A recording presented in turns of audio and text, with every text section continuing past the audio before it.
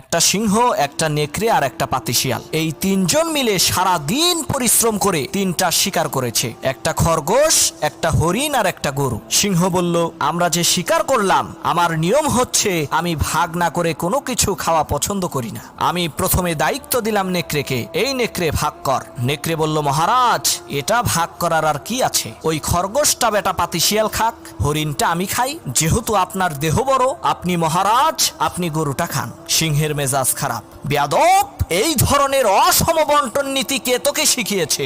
এক থাপ্পড় মেরেছে, নেকড়ের কল্লা 50 হাত দূরে যেয়ে পড়ছে। এবার সিংহ শিয়ালকে বলছে, এই শিয়াল ভাগ কর বেটা। শিয়াল কয়, মহারাজ এর মধ্যে ভাগ করার কিছু নাই, আপনি ব্রেকফাস্ট করবেন খরগোশ দিয়ে, লাঞ্চ করবেন হরিণ দিয়ে, আর ডিনার করবেন গাভী দিয়ে। মহারাজ খুব খুশি। হে রে শিয়াল রে, এত ইনসাফ ভিত্তিক বন্টন নীতি কে তোকে শেখালো রে? শিয়াল বলে, কিছুক্ষণ আগে যে কল্লা দিয়ে গেছে